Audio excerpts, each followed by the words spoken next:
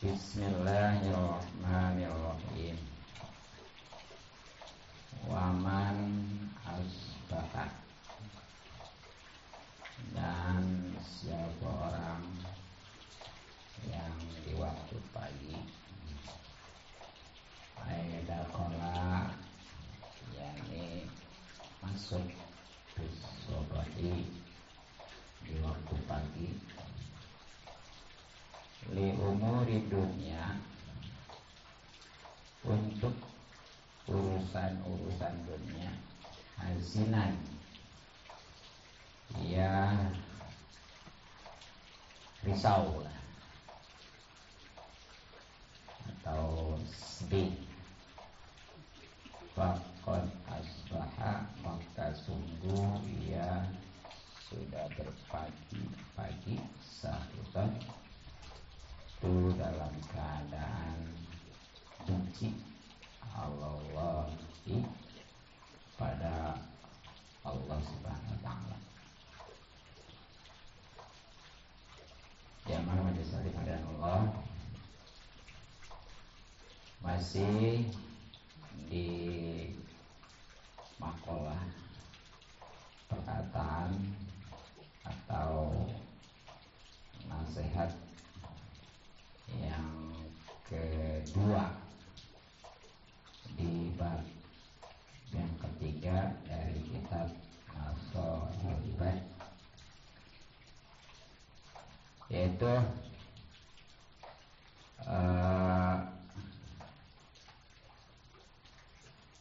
masih ini hadis ya.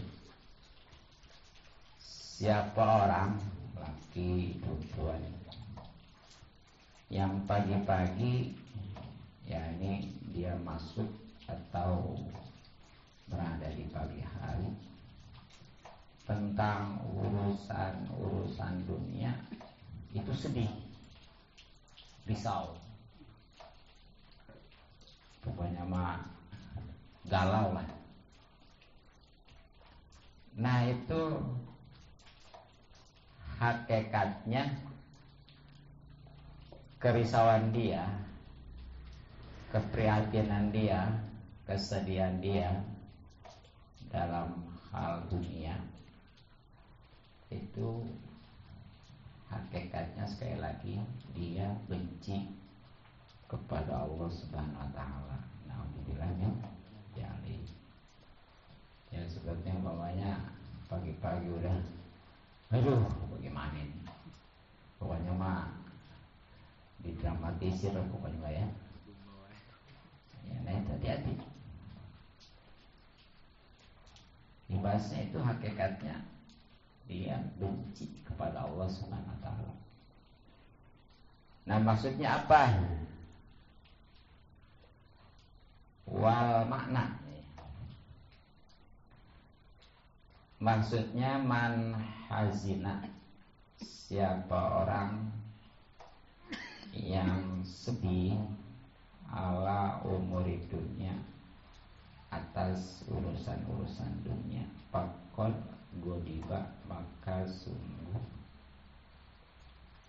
sudah benci ia Allahi, kepada Allah Subhanahu wa ta'ala. Tuh ya, jadi kesimpulannya mah siapa orang yang pagi-pagi udah risau, galau, kacau, mikirin tentang urusan-urusan dunia, nah itu hakikatnya dia benci kepada Allah Subhanahu wa ta'ala.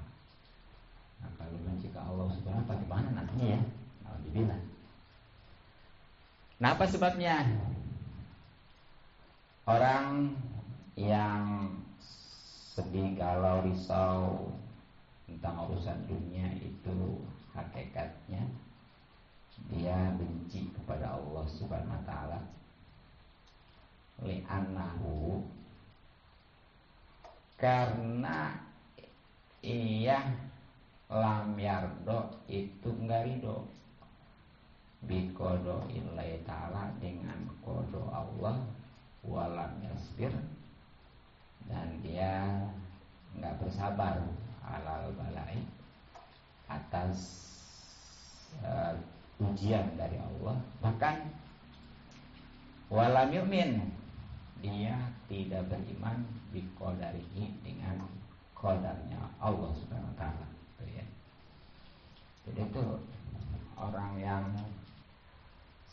sedih urusan dunia, itu hakikatnya dia benci kepada Allah, ya karena disitulah dia udah nggak ridho dengan qada Allah, tentang keputusan Allah, tentang ketentuan Allah, dan dia nggak bersabar atas ujian yang memang diberikan oleh Allah. Bahkan ya, dia itu hakikatnya nggak beriman kepada qadar. Sedangkan kan yang namanya beriman kepada qadar itu wajib, karena diantara salah satu rukun iman. Nah, bisa begitu kenapa? Li'anna kulla ma'waqa'a, karena sesungguhnya setiap apa yang terjadi di dunia bahwa maka itu biqadaillahi ta'ala, lepas dari keputusan Allah, wa qadarihi, dan ketentuan Allah. Jadi ini pokoknya mah segala apa yang terjadi di dunia ini ya, baik kecil maupun besar, itu semuanya nggak lepas dari qada dan qadar Allah. Jadi nggak ada yang kebenaran. Makanya kalau orang ngomong kebenaran ya, itu dia hakikatnya nggak percaya dengan qadar Allah. Jadi kudunya pakainya jangan pas, jangan bahasa kebenaran, pas gitu ya. Ya. Jadi hati-hati tuh. Nah, di dalam hadis qudsi ini ya, ancaman atau akibat bagi orang yang enggak sabar nih atas ujian atau cobaan dari Allah, khususnya tentang dunia. Di dalam hadis qudsi ya, Allah Subhanahu wa taala berfirman, innani anallah la ilaha illa ana malam yasbir ala balai walam yaskur inni amihi inna ma'i walam yarda biqadai fal yahlid min tahti samai wal yatub roban siwaya. Nauzubillah. Sesungguhnya aku, hadis qudsi, adalah Allah yang tidak ada Tuhan yang berhak disembah dengan sebenar kecuali aku. Makanya siapa yang enggak sabar atas ujian atau cobaan yang aku timpakan, dan dia enggak bersyukur atas nikmat-nikmatku, bahkan enggak ridho ya dengan ketentuan atau keputusanku, maka keluar dari bawah langit ini dan cari Tuhan selainku. Kira-kira kita kalau diusir kayak begitu, terus suruh keluar dari kolong langit ini, mau kemana? Kita umpamanya lari ke kolong bahaya, itu masih dunia. Iya, nggak luput semuanya. Apalagi benar-benar disuruh cari Tuhan selain Allah ya, jadi nggak diakui itu. Makanya ya, sebenarnya yang namanya hidup ini nih, dalam hidup ini, baik itu nikmat, baik itu umpamanya berupa karunia atau musibah ya, itu semuanya ujian. Sebenarnya mah memang dunia ini tempat ujian. Jadi jangan aneh kalau di dunia ini ya susah, sering diuji, karena memang sekali lagi tempatnya ujian. Nah, Yang terpenting kita bisa menyikapinya. Ya tentunya dengan modal keimanan. Makanya dalam hadis itu ada ya, sungguh ajaib, sungguh luar biasa orang yang beriman, di mana ia kalau ditimpa dengan suatu musibah dia sabar, itu jadi kebaikan. Ketika dia itu diberikan nikmat, dia bersyukur, itu kebaikan tuh. Jadi orang beriman mah nggak ada jeleknya. Dia dapat nikmat syukur, jadi kebaikan. Bahkan ditambah nanti, minimal bertahan tuh nikmat. Ketika dia kena musibah, sabar, insya Allah itu diberikan pahala, diangkat derajat, dan digantikan. Jadi ya intinya mah apapun yang terjadi di dunia ini sebenarnya mah semuanya ujian. Jangan dianggap tuh orang miskin aja yang diuji, orang yang sakit aja yang diuji. Ternyata orang kaya juga, orang sehat juga diuji. Justru kalau orang sakit mah dia udah nyadar lagi diuji, sehingga dia insya Allah sabar ya. Orang miskin dia sadar lagi diuji, insya Allah sabar. Yang sangat disayangkan nih kadang-kadang orang itu sehat nggak merasa diuji, akhirnya dia lupa. Ya terutama kalau dia lagi diberikan nikmat ya, kesuburan harta umpamanya, itu nggak merasa diuji. Padahal mah sekali lagi kaya miskin, sehat sakit itu semua ujian. Tergantung sikap kita.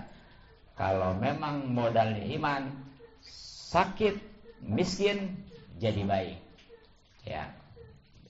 Apalagi dia umpamanya sehat kaya gitu ya. Tapi kalau tanpa iman, naudzubillah, dia sehat, dia kaya, nggak bersyukur, musibah. Apalagi ya ketika dia dikasih kemiskinan, sakit, nggak bersabar. Apa harapannya coba tuh? Jadi rugi ya. Alhamdulillah. Nah, jadi ya dasarnya mah pokoknya mah sabar. Nah, sedangkan kan yang namanya sabar luar biasa nih. Itu sabar itu semuanya ada 3 tingkatan ya. Ya tingkatan yang pertama ini Allah memberikan balasan 300 derajat tuh. Nah, ini tentunya sabar atas musibah ya. Nah kemudian yang kedua, sabar atas ketaatan, itu dibalasnya 60 derajat. Sedangkan yang paling tinggi nih, sabar atas kemaksiatan, itu sampai 900 derajat ya. Jadi sabar musibah balasannya 300 derajat, sabar menjalankan ketaatan 600 derajat, dan sabar daripada kemaksiatan itu dibalasnya 900 derajatnya. Sedangkan nih dari derajat satu ke derajat yang lainnya itu berjarak antara langit dan bumi itu ya, luar biasa. Makanya, nah cuma paling perlu penjelasan. Kalau yang sabarnya musibah mungkin itu di umum ya. Nah ini ketika sabar ketaatan juga insya Allah lah ada paham. Maksudnya sabar ketaatan itu jadi kalau lagi ibadah itu jangan pengen buru-buru udaan, itu baru sabar namanya.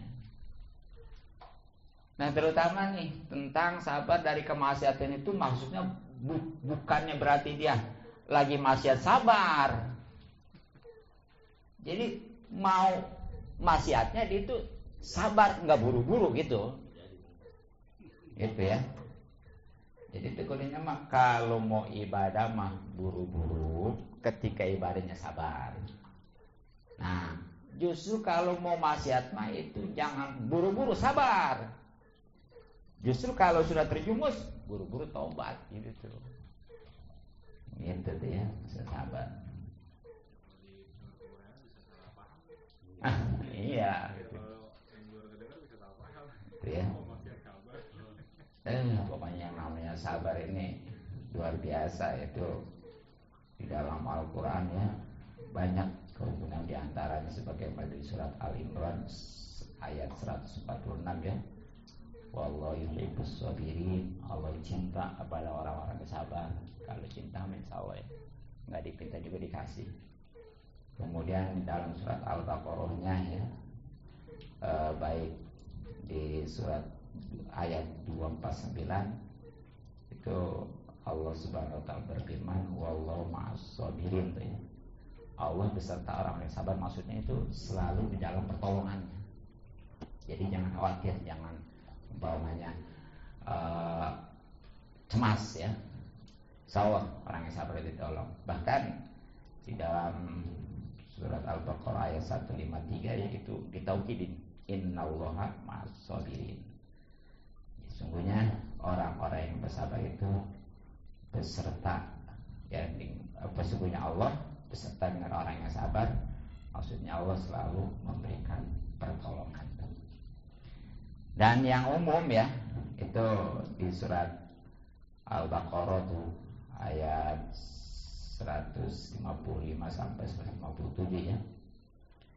Yang awalnya wala nabluwanakum itu ya, pokoknya mah di ujung ayat itu ada wabasyiris sabirin, dan berilah kabar gembira orang-orang yang sabar. Orang yang sabar itu yang gimana? Alladzina idza asobatum musibah, itu orang yang ketika tertimpa kepadanya musibah qalu, ia berkata, tentunya lahir batin ya, innalillahi wa inna ilaihi raji'un, sungguhnya saya milik Allah dan kepada Allah saya akan kembali. Itu benar-benar bersabar. Nah kalau sudah betul-betul dia kayak gitu tuh, setiap musibah ngucapin baik kecil maupun besar musibahnya, dia membaca innalillahi wa inna ilaihi raji'un, tapi bukan sekedar dia di mulut ya, masuk ke hati. Makanya kudu paham tuh artinya tadi. Nah baru itu di ayat 157-nya ya, ulaika alaihim shalawatun mir rabbihim wa rahmatuh wa ulaika humul muhtadun.